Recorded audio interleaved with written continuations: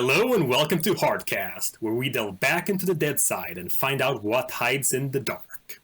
That is DARQUE. I'm Humphrey Erm, and with me as always is Christian Kloss. Hello, everyone. Wow, this is kind of nice being back. Yeah, it's been a while. But it's nice being just having like a nice talk and recording. I mean, isn't that what all podcasts are? Yeah, pretty much. I mean, we were gone for a while. We had a lot of stress with a different project that we were working on, which sadly didn't amount to anything. But we met a lot of cool people while doing it, and yeah, it was fun. Well, it didn't amount to anything concrete. I think on a metaphorical level, and the emotional level, it did very well. Well, maybe for some people more than others, but yeah. But now we're back, hopefully, to recording and putting out these episodes once a week. I've kind of gotten my schedule down, so hopefully we can do this more seriously in the future. Especially now with all the movies and TV shows coming out, I mean, we kind of need to talk more and more about Valiant, don't we? Exactly. I'm not sure if I actually have a question regarding that for later, and if you've heard of this. Not sure if it's the most recent news, but it's, I guess, one of the more solid things coming out in that sense. The Exo Manowar? Nope. What then? Well, the first live-action TV series. Well, yeah, isn't that Exo Manowar? No. Unless we're having conflicting information. Maybe we do. So, because mine is related to this. Okay, well, I've been seeing on Twitter and Facebook a lot, talking about the Exo Manowar TV show coming next year. As in 2017 or 2018?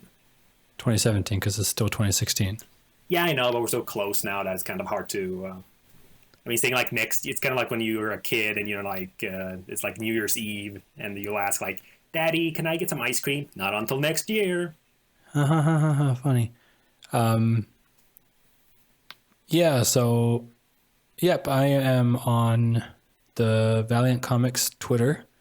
Valiant teases new Exo Manowar series in 2017.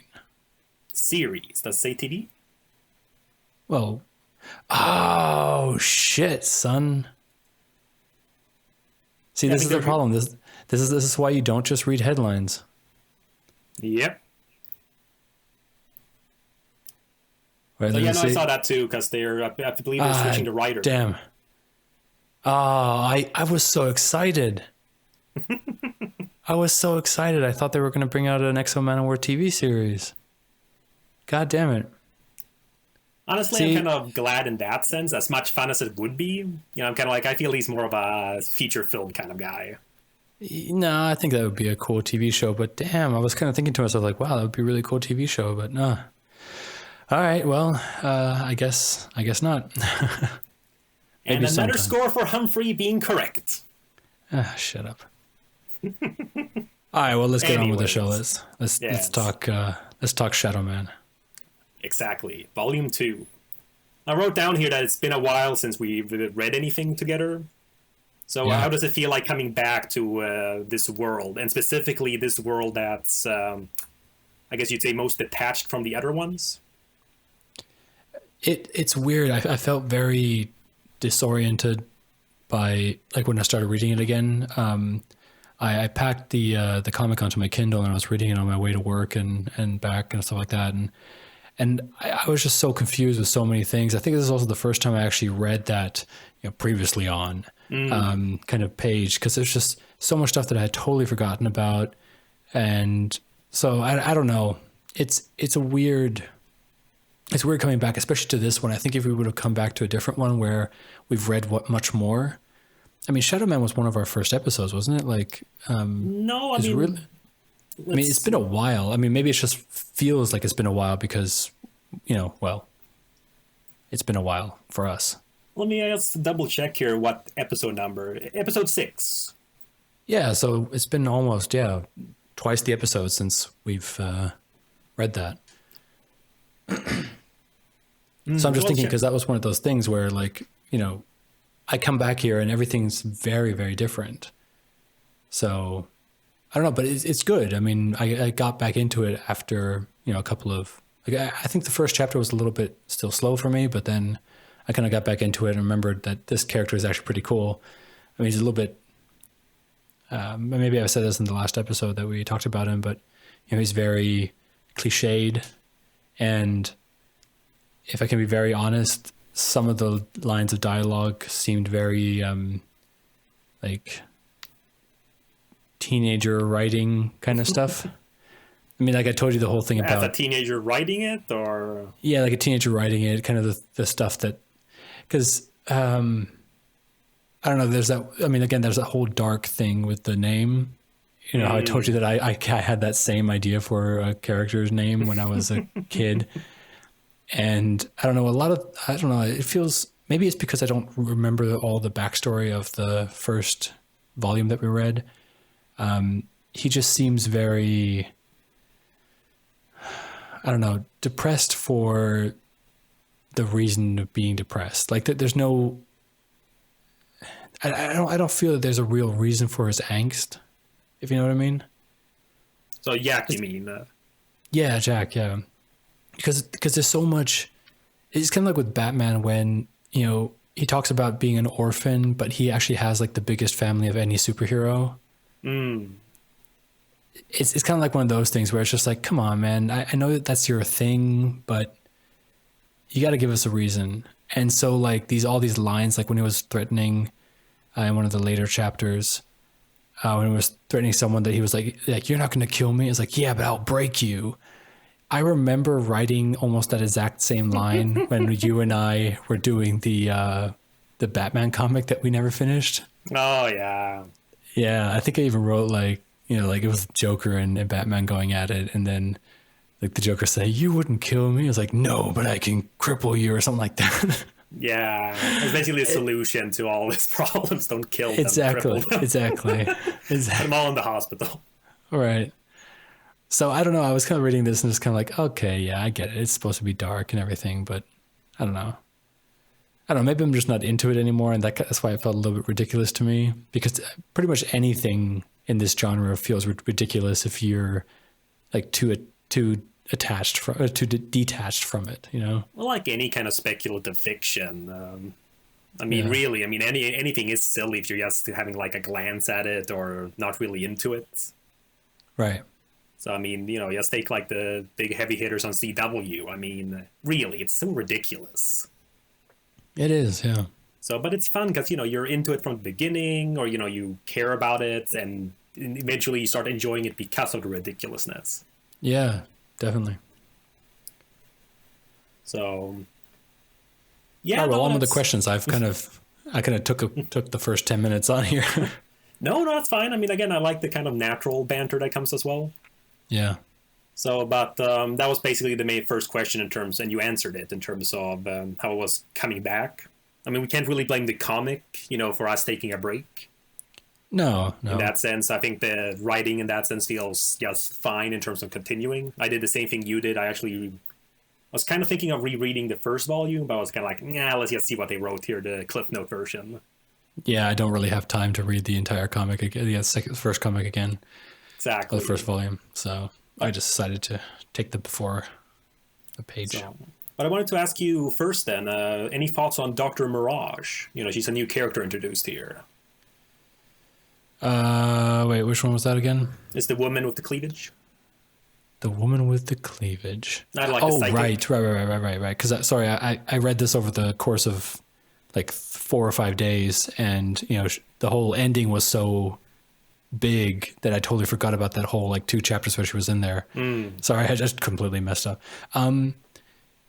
Yeah, I mean, she has a purpose. I mean, obviously she's going to come in afterwards, like in the next volume probably, and play a bigger role. I mean, this is kind of like just putting her in there so everyone knows, okay, this character exists, so we can bring her back next episode. It's interesting. I mean, I like this idea of when these jobs that we see as phony or as, phony, I guess you could call it, actually have a purpose in this world. Like that whole paranormal investigator stuff and stuff like that. It's just like, yeah, well, in this world, sure. I mean, obviously we've seen that there are ghosts and zombies and all that kind of stuff. So that should be a natural thing. So yeah, I mean, I liked her for the little bits that we saw her. We didn't see her for much. Actually, now that I'm flipping through the comic, we didn't see her almost at all. Even in the comic where she's on the cover, we don't see her at all. Like, she's not on the cover at all. Well, again, that's American superhero covers. Yeah. Put the lady with the cleavage on the front. So, but I brought her up because this is the actual one who's getting a live action TV series. Oh, cool. So the thing is, she's one of Valiant's more critically acclaimed characters. Again, we haven't gotten to that point yet, of course. You know, this volume was not what made her popular. Yeah, well, I would be surprised if it did. So, but there's gonna come. She's gonna get a mini-series later that got a lot of like attention. Okay. So, and then I believe, I'm not sure if it's finished yet. I'm kind of off the loop with Valiant at the moment. So, but she's getting a second one later. And yeah, no, she's apparently in the talks of getting a TV series. Okay. So I don't know anything more than that they're working on it. Don't know which channel, don't know when. It's probably the CW. It has to be. They might as well change it over now to like the, what would you call, like the Cape channel or something? The Super CW. Yeah. I don't know. But again, yeah. It works well for, I can imagine it as, I mean, really, won't it be Ghost Whisperer? Yeah, I was about to say, it's basically Ghost Whisperer with just some more of a, an investigation more than just trying to figure out how to make the ghost come to peace kind of thing. True. And it's her job too, like no secret identity in that sense, or keeping a secret about it. Yeah, well, I mean, she doesn't really keep it a secret. No, but she has like, her own life, and then they come in and kind of distract. Here it's right, like, it's her job. Yeah. As well as then allowing for some more like demonic kind of stuff, as the Dead Side also has. Yeah, it might be interesting to kind of, I guess, I can see it. I mean, I would also see why they would do that, because this has been proven to work, and it wouldn't be like that effect heavy either. Like if you think about someone like making a TV series about Shadowman, that would be pretty hard to do just because of, it'd be expensive to do. I mean, it wouldn't be impossible, but it'd be expensive. No. Well, again, and to get it right with the budget. Yeah. And you have to do the costume if you want it to look right, and then you have to have this whole world all the time. And the costume has to look right too. That's the problem. But there's so much stuff. Like, I think a lot of the Valiant characters would be really hard to make a TV show out of. I would say maybe except for Archer and Armstrong, but even then it would be kind of tough to kind of keep it alive, just because of from like a budget standpoint. That's why I was so surprised about the whole Exo Manowar TV series that I thought was going to happen, because I was like, wow, that seems really expensive to make. The whole Iron Man suit type of thing, and it's kind of going Arrow season 1 with it. Yeah, he's actually now a teenager, and yeah, oh god. No, but this is kind of good because it's just, ghosts come and she has to investigate. I mean, I always thought that these kind of things are really weird. Like, I hate, like, a lot of these police procedural shows, they're always like they have some sort of, some sort of thing that makes it different from the others. Like, one's a psychic and one's a psychic, but not really. And it's just kind of. Is that psych really, you're thinking of? Yeah, it's psych, yeah. And then there's like the people who, like, there's this one new one. I don't know if it's new anymore, but like, she has an eidetic memory.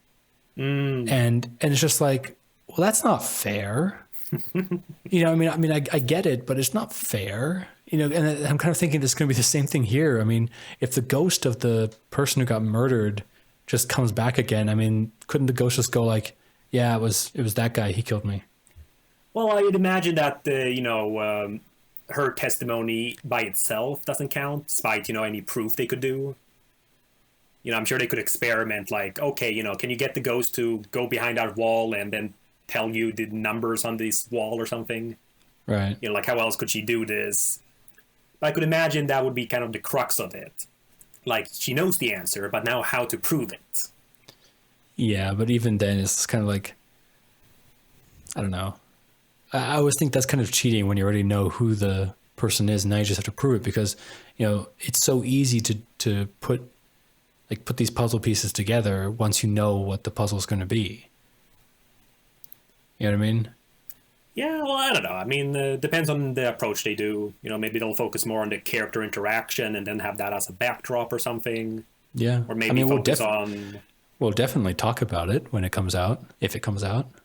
Again, best of luck to them. Show. I mean, yeah. I'm unsure what's happening this year or next year now. Because I can't remember... I don't remember if this happened in between our break. But they seem to be changing up the order with the movies. Oh, God. Yeah, no, they seem to be going for Harbinger first now. I can't remember why the reasoning was.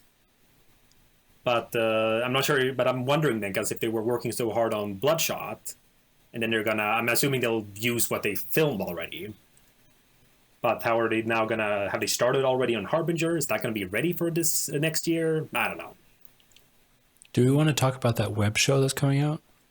Well, that I think would almost be an episode by itself, like an extra. Well, yeah, that's what I mean. We should do that. I mean, because I have a lot of things to say about that trailer already. Honestly, to me, that should almost be a video, you know, just having it play and pause and discussing what we're seeing. Yeah, maybe we could do that too. Who knows?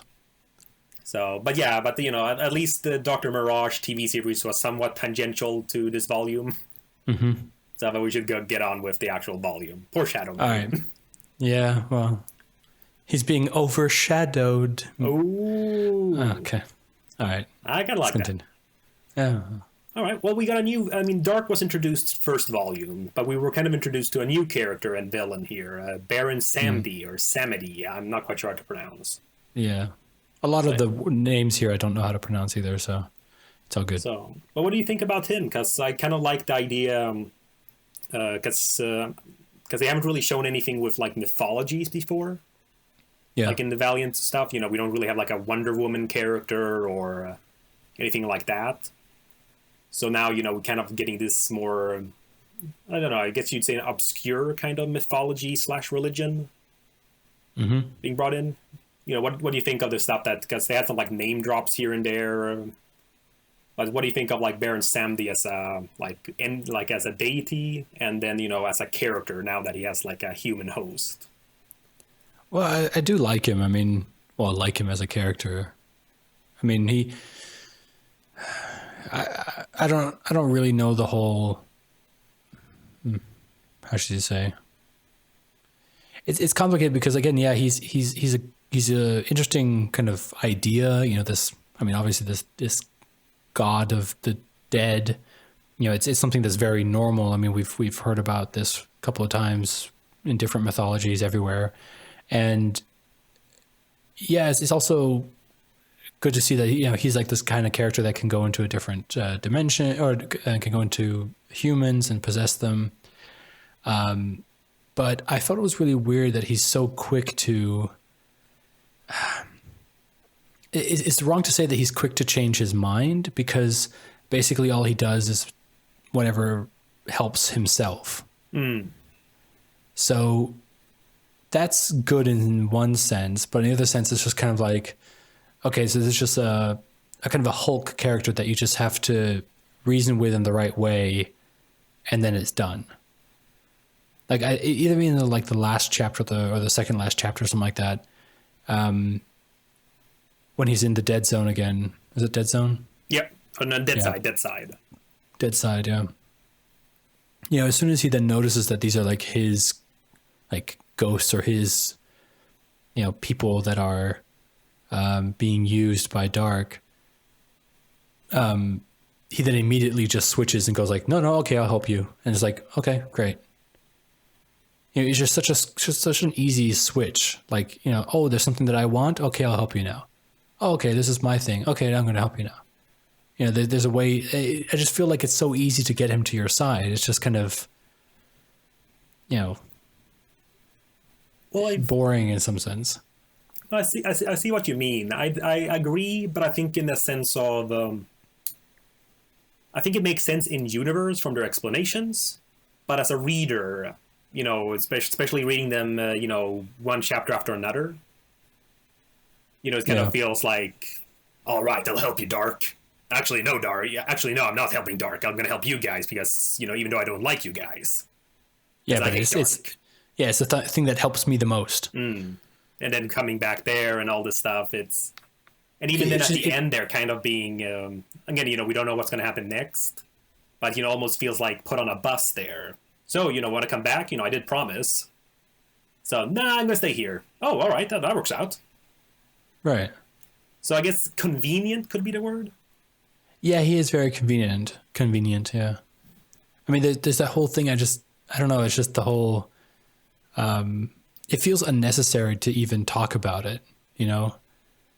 Like there was like a whole page of discussion between the two of them, but between Jack and or Shadowman at that point, and the god of the dead. What is his name? Samedi. There was like a whole page of them discussing if Samedi should help him now or not. And then like he sees the dead and he's like, those are my domain, or whatever he says there. And he's just like, I'll help you, Shadowman. And it's just like, cool. Thanks. Yeah, these ghosts belong to me and no other. This abomination will not stand. I'll help you. Good. Like that's literally what Shadowman says back. It's just good. It's like, I don't know. I think that really puts the point there. So kind of like, again, convenient. It's a little too convenient for the reader. Like there's no, especially considering then, sure there was this cost at the end, but it felt kind of it felt unrelated. Yeah, exactly. It's not like, okay, I did this deal with Samedi, but at what cost? Oh wait, this probably would have happened either way. So, right. So it's not like he didn't do it. He didn't betray me. It's he's actually a pretty good guy. I mean, all considered. Well, again, that's the thing. You just have to bend your reasoning into a way that makes him think that it's the best for him. So yeah. And that's just it. That's all it is to that character. It's just. He's got a gun that you have to point in the right direction and give it a good reason to shoot itself. What? No. All right. Let's continue. Yeah, no. That was also then, what's called, since we're talking about a new character, let's discuss, an old character that's getting a lot more show now. So Master Darque. So if I remember correctly, in the original 90s Valiant, this guy was supposed to be one of like the bigger bads, like in the whole like shared universe. Okay. I'm not sure if I'd put him on an equivalent that's Darkseid or anything like that in DC. But it's supposed to be like a big deal. Yeah, well, I kind of had the impression of that too. From this volume? Well, that he was going to be this big bad, which was really weird that he then got, I'm going to say in like apostrophes, killed in this volume.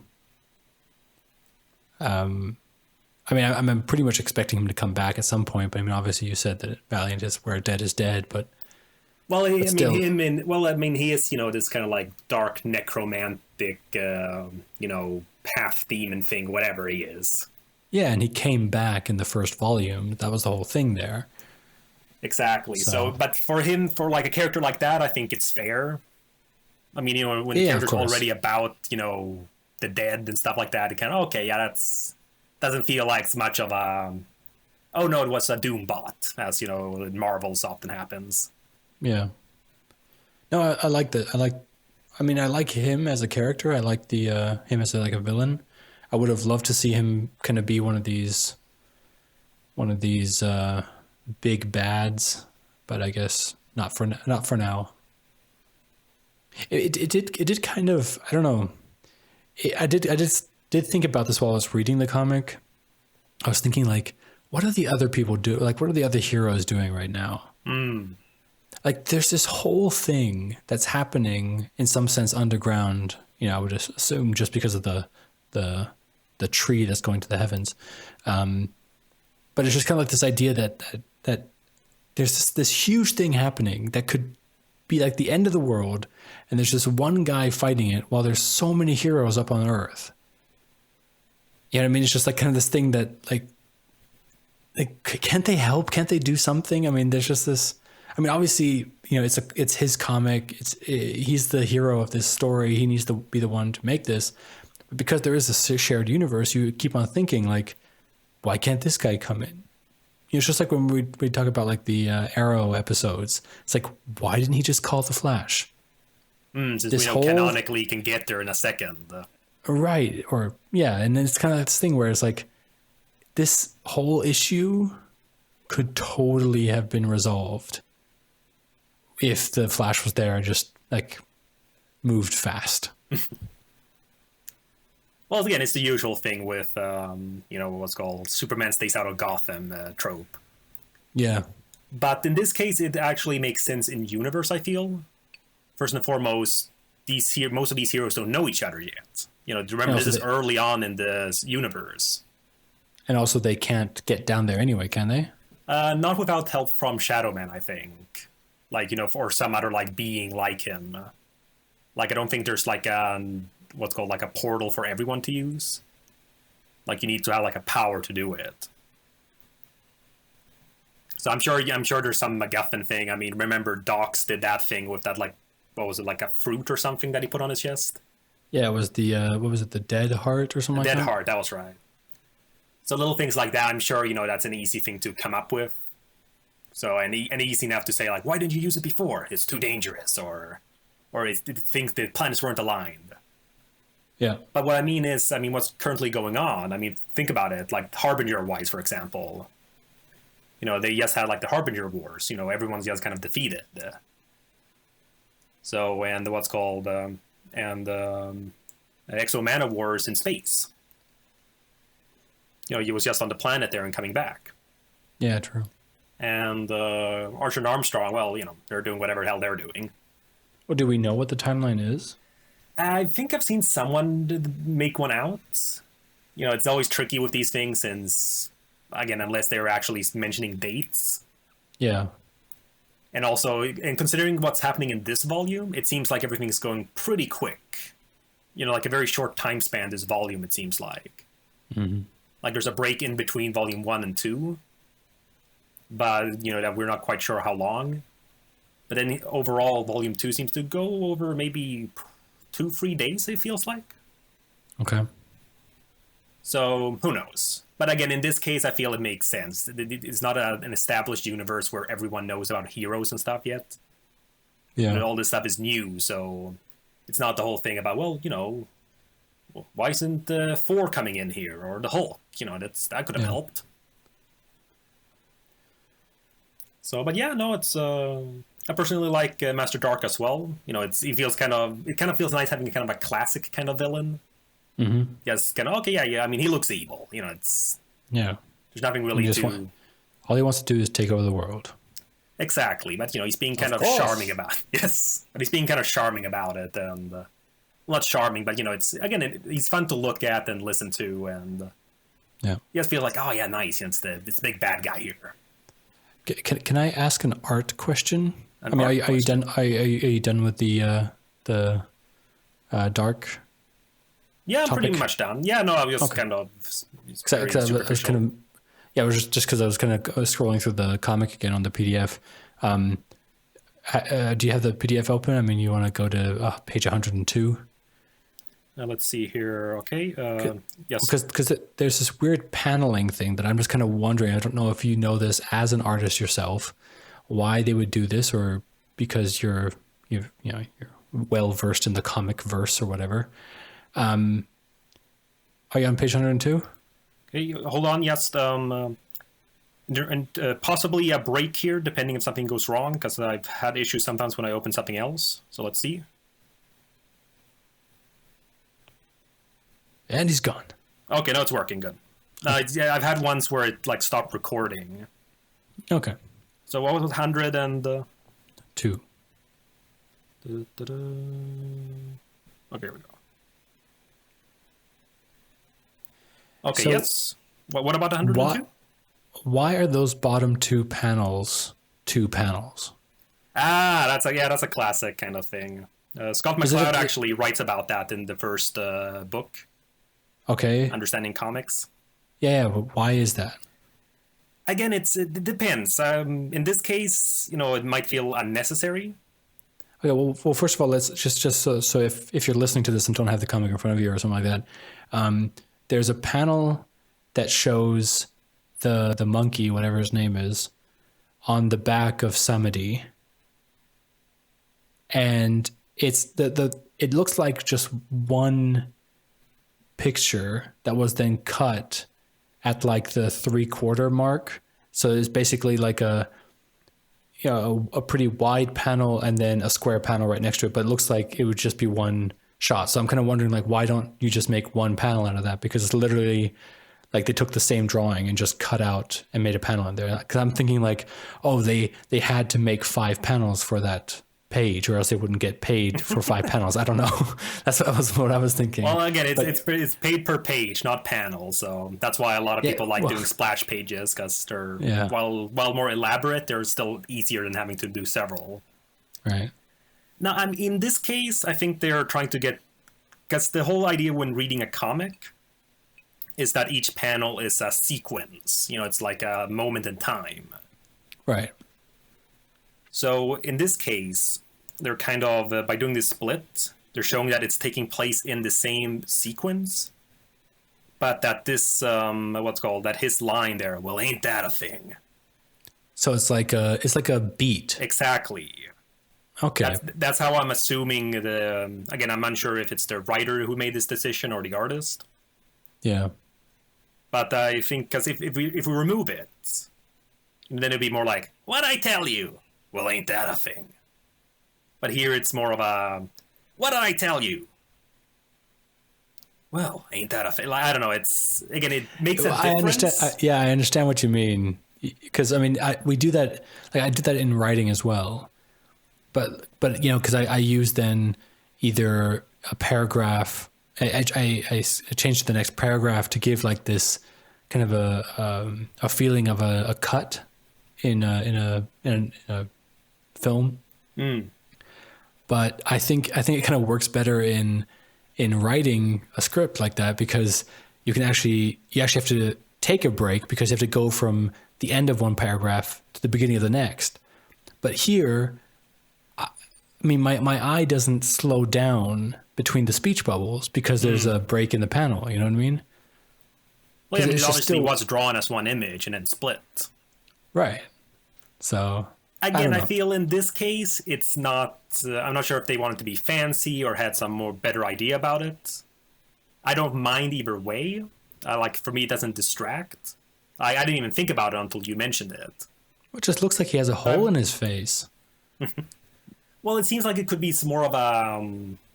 It feels more like if people are trying to do some kind of like split personality thing. That's a typical thing doing with like a face, especially in comics, because then you can have like maybe something he's thinking of on the left side. Yeah. But then what he's actually saying on the right side, and maybe making the faces a bit different to show, the inner turmoil. Yeah.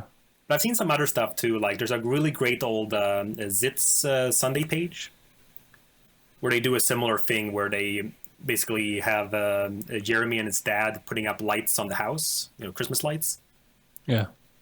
And basically most of the page then is just a very large drawing of the house, but then split up into panels. But then in each panel, you do see both of them, working on the house. Okay, so it's like different times. Exactly, because we see both of them like in different parts of the panel. So instead of having one big one where it's like clones of them, right? Which you could do, I don't think people would immediately assume, oh wow, there's a lot of them. Right, of course. But there it feels more of a beat, because instead of like everything happening at once, it's okay. Let's start on the roof. Okay, let's go over here. Let's fix over here, and then finished. Yeah, well, with that, it makes sense, it kind of, because it's showing progress in time while also showing the entire house, so to speak. But with this, it's just, there's no real passage in time. I mean, we noticed while you were saying the lines with the long pause in between, it sounded unnatural. Exactly. I mean, you even did that yourself when you then said the line. You immediately went back on it because you're just like, that I mean, you felt it, that it sounded weird. I mean, the right one is, well, what did I tell you? And it's like, well, ain't that a thing? Just like really immediately after it. So I mean, I don't know. We don't have to harp on this whole thing, but I just thought that there might be a reason to it. I mean, obviously there is, but yeah, I don't know. Just something I noticed. Yeah, no, but I like discussing things like that. I mean, these are kinds of things where, again, you can get repetitive if it's the same thing all the time. Yeah. But I like discussing things like this regarding, be it comics, games, or film.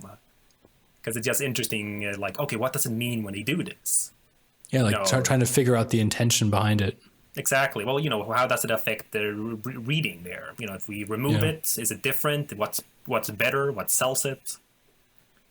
Honestly, for me, just looking at it here, again, not to disparage either the writer or artist, but I feel it might have been unnecessary.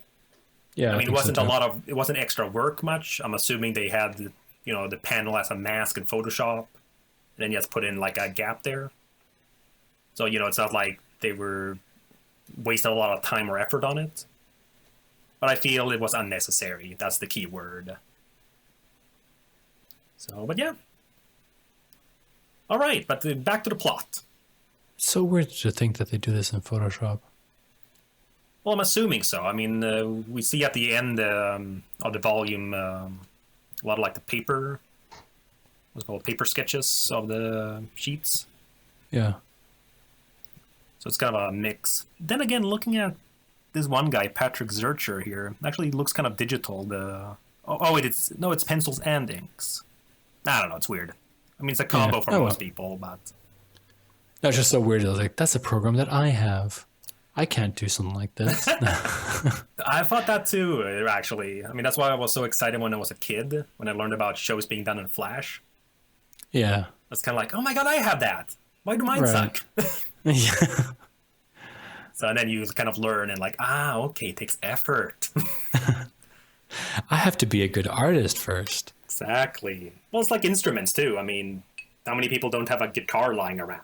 I mean, I guess not everyone, but everyone's had a guitar at some point, to hold. Oh yeah. But not everyone can make beautiful music. Nope. That is very true. But either way, back to the plot. Back to the plot. I know it's kind of weird because we've kind of been edging around this topic, even though I'd hope that people listening to this have read it themselves, since, this is just full of spoilers. But the Darque dies at the end. What? No, but we were kind of edging around it because earlier you were mentioning I was kind of more about how it ended, so I wasn't really thinking about her, about Dr. Mirage. Well, I wasn't really thinking about that because I felt I didn't feel anything about the death of Darque. I was more like, just because so much stuff happened. Oh, that's what you meant. I thought that's what you were referring to specifically as death. No, I wasn't even thinking about that at all. I was just thinking about more the whole battle and the whole fights and stuff like that was going on. That's more what I was thinking about. I wasn't even thinking about Darque. I didn't really care. Yeah. All right. Well, I just wrote down this point here that I personally feel they're a little bit too liberal with deaths on characters in this volume.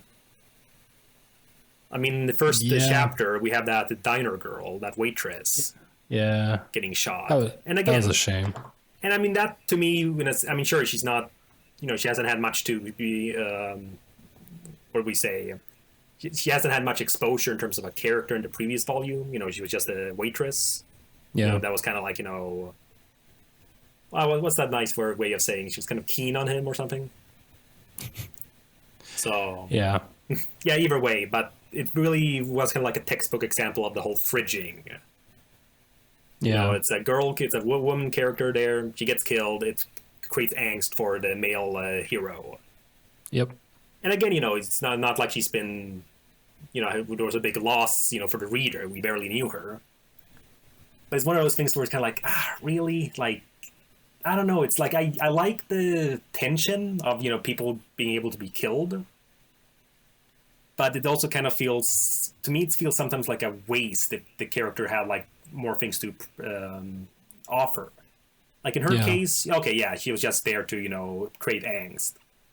But with Darks, I just kind of feel like, but he was a good mentor character.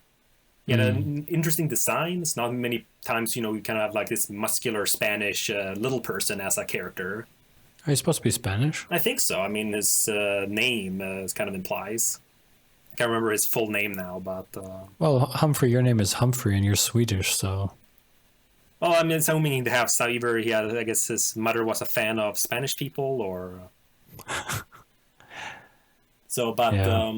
What's called, but mostly the mentor role, I mean, that's a very important role for something like this where we're introducing a lot of concepts.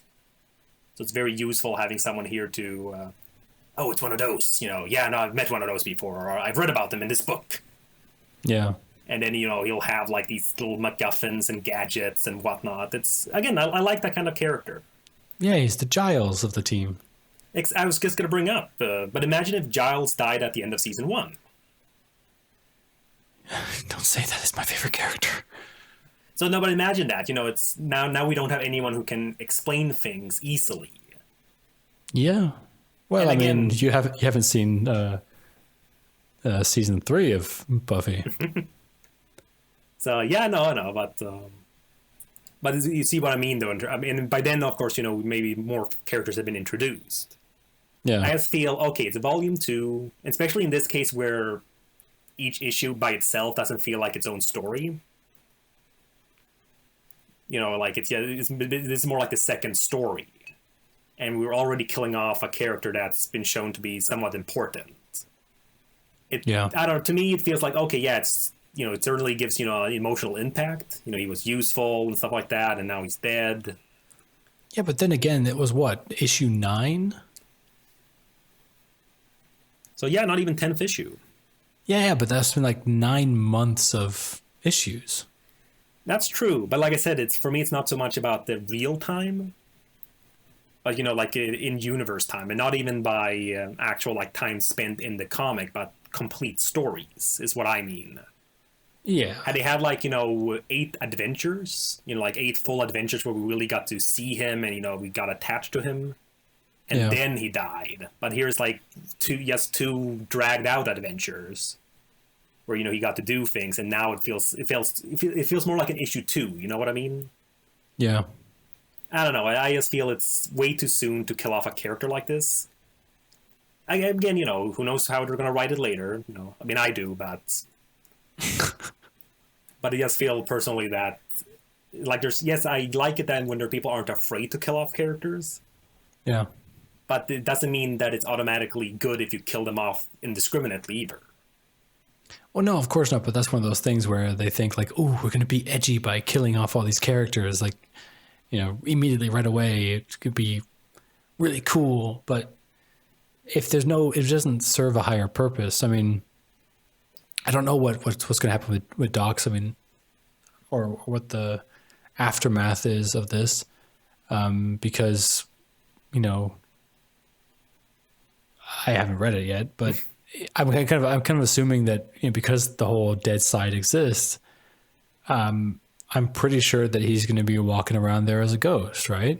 Well, he was kind of in a special scenario there since he wasn't truly dead. Yeah, but that makes it even more obvious that it's going to be some sort of special death, that he's going to be walking around and still be able to talk to our little character hero here. Again, who knows? You do. So, well, again, it's been a while, so I can't remember the specifics. Well, we'll get to Shadowman Volume 3 sooner or later. Yep. But coming around then with sort of wrapping up in a sense. So I'm personally enjoying this series, though, like we kind of mentioned before. But it's still, been considered then the weakest of the Valiant series. It was canceled sooner than any other. Yeah. So, and only recently now, it's kind of coming back rebooted, thanks to like crossovers with other characters. So kind of like an in-universe reboot in a sense, not like ignoring what happened, but okay, what can we do with what we have to make him interesting? Yeah.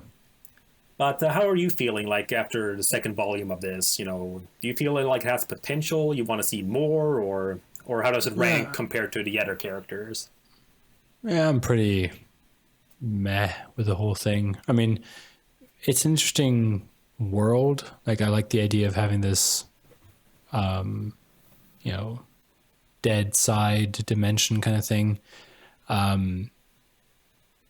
But I'm not, again, maybe this also has to do with the fact that we haven't read this for a while, but I don't really feel very connected to the characters like at all.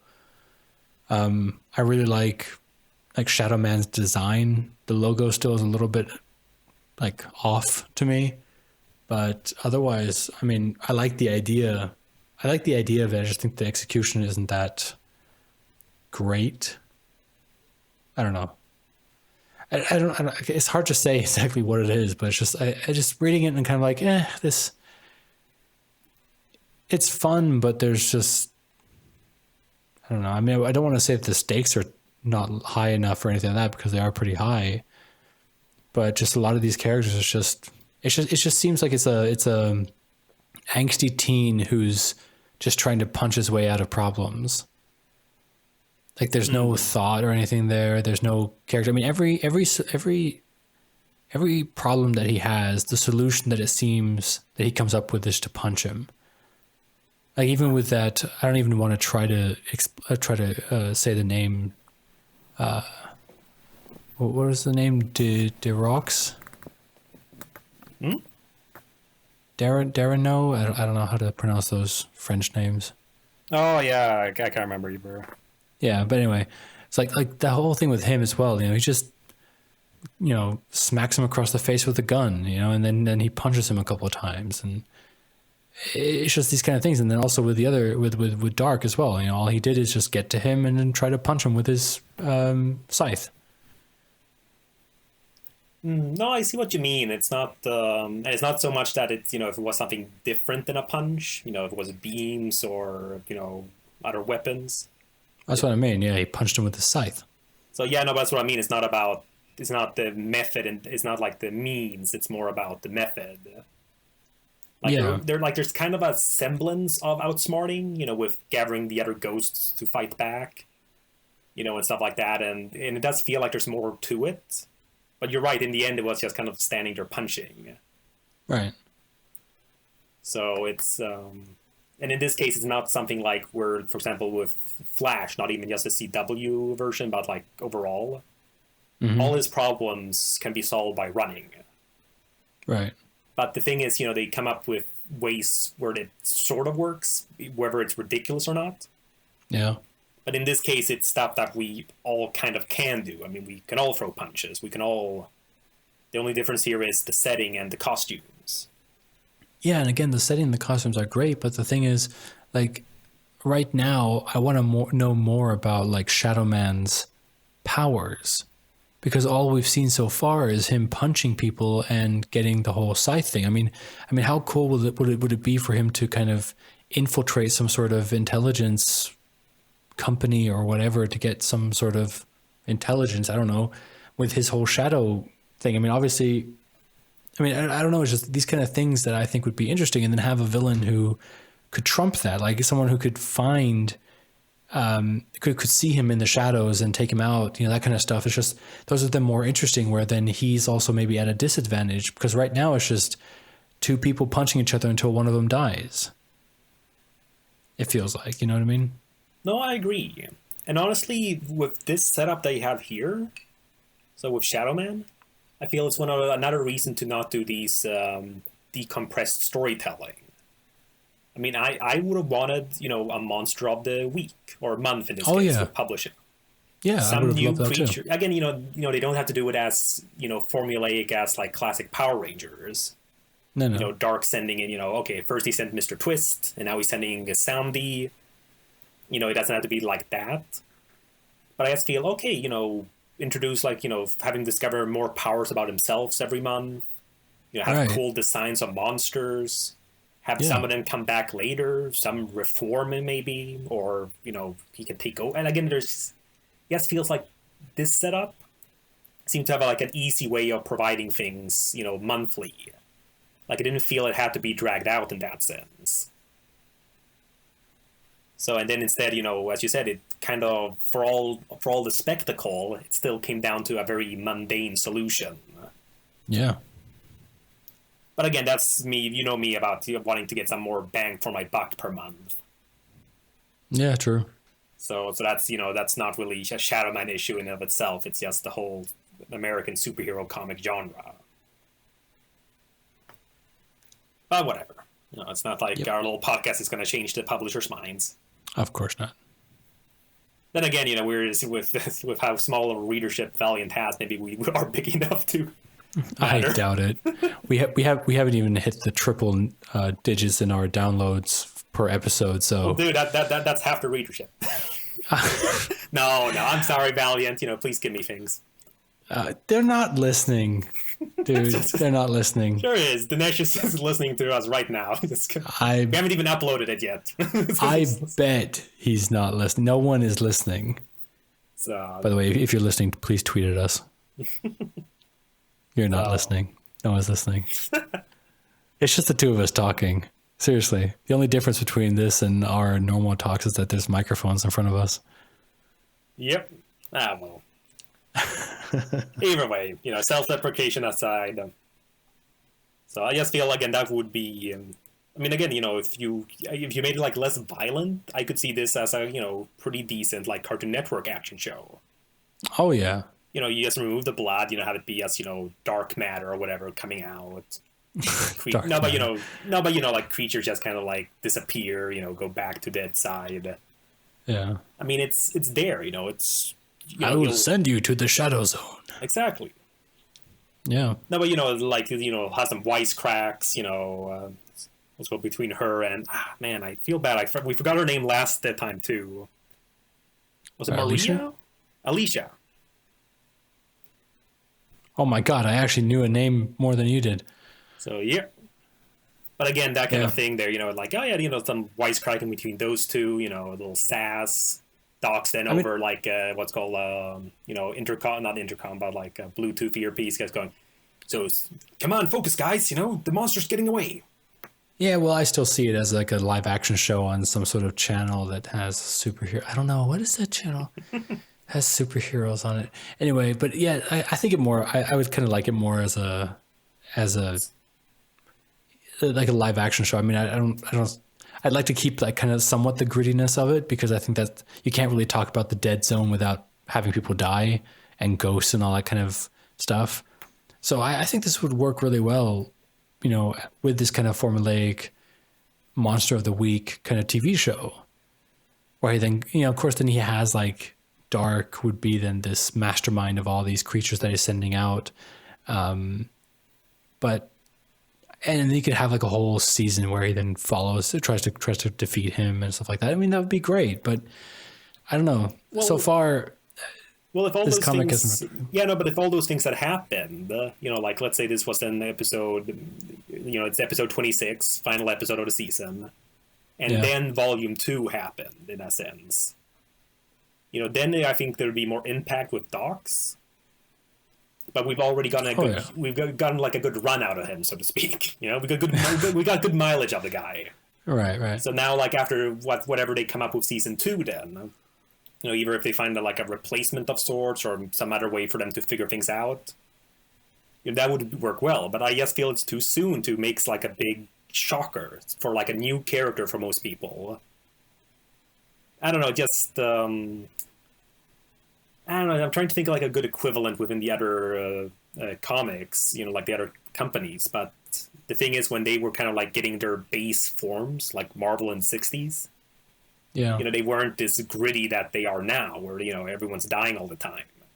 Right. That was back when you could have like a giant monster in Fantastic Four. Yeah. You can have Namor send a giant monster from the deep attack New York, and there's no mention of any casualty.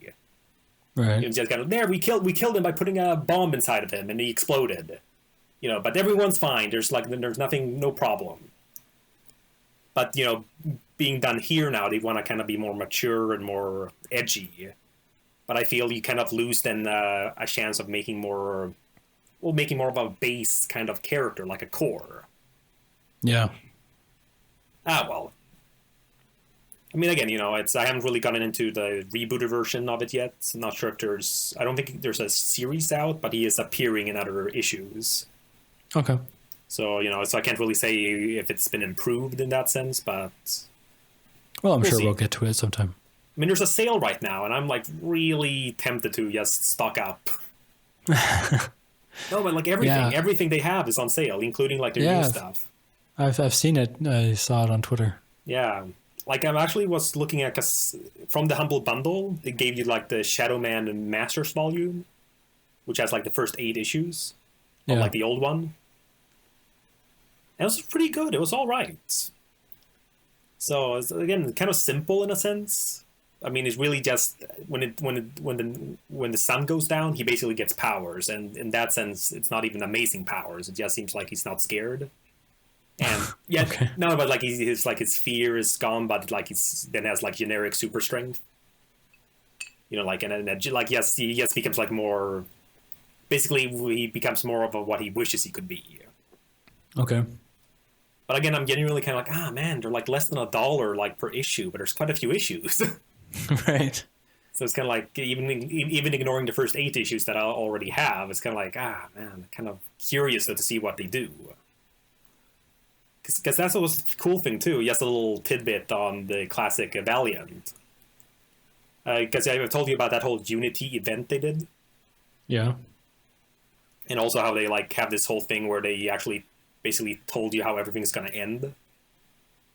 But then, they got canceled before they got to that stage. Oh, God, yeah. But the big thing there was that, because, again, the stories were in real time, more or less.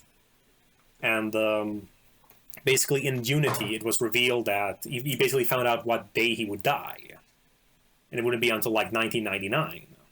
And, this was, like, 92, 93. So, basically, he basically realized he was immortal until that date. Oh, yeah, yeah. So, it's kind of one of those things where, like, like, I know this is not the way I die, so, I'll just throw myself and do this thing, because I know I'll survive. So which is kind of a cool thing, and then you're kind of curious then how it's actually gonna happen. It's like a big ticking time clock, ticking time clock, unlike the other non-ticking time clocks. Right, it's a ticking time bomb. Yes, exactly. It's kind of like with Big Fish as well. Like, I mean, they had that in there too, where the guy saw how he would die, so he was very brave the rest of his life because he knew that. He knew when and where he was going to die. Exactly. But even then, using that as an example, you can still have tension for other things, like when he meets the giant. He says something like, now I knew this wasn't where I was going to die, but I had no intention of, walking around with broken bones. Right. So, you can still, of course, have tension, but... Yeah. Well, that's also the thing where it depends also on how what your philosophy is on destiny and stuff like that. Because there's always this idea of like, if you can change your destiny. And I really like that idea that you can be told, like someone can tell you, you're going to die on this day in this way. But if you make then a different decision sometime in your life, that could change. Again, it depends on how you want to tell your story, because of course, obviously, when you're creating a world, you also have to kind of decide on how things work in that world. And I'm usually the kind of guy that if I created a story, all my characters can change their destiny based on their actions. But how do you know it wasn't destined to do that? Right. Well, that's the thing. Like, I mean, if there was a character who would say, like, you're going to die when you're 25 if you don't start smoking or don't stop smoking, then, and the character then goes like, all right, well, then I'll stop smoking. Then, you know what I mean? Is like, that's the kind of story that I would tell. Not specific to smoking because I don't really care, but, stuff like that. Yeah, no, I agree. I mean, again, this is where where time travel gets into it as well. Like, oh, come on, we do not want to start talking about time travel. No, but that's the whole this idea late there. In the episode. Yeah, I know, but it's similar scenarios there. In terms of okay, so if we can like repeat things, or like in video game form, scum saving. Yeah. Like, oh crap, I didn't like how that turned out. Let's just restart from where I was. Everything's the same except my knowledge. I'm now aware of what happens if I do this. Right. Ah, there we go. Now I went past it without dying or whatever happened. So it's little things like that, where, how do you like measure it in that sense? But either way. But yeah, that I think we came through most of the things we could talk about with Shadowman Volume 2. Right. I think we actually got Perfect. some good discussion from it, considering the break. Yeah, I look forward to doing it again next week. Yeah. Well, thank you for having me. Or, well, I guess we're kind of having each other, but... Don't say it like that, dude. So that was the 14th episode of Hardcast, detailing the Shadowman Volume 2. For more content from me and Chris, follow us on Twitter @Humphrey_Aram and @ChristianDClaus. You can subscribe to us on iTunes or listen to us directly on robotkeith.podbean.com. Catch us later for our next episode, discussing Quantum and Woody, Volume 1. Oh, God, not that again. Yeah, we'll discuss... we already have some history with this, so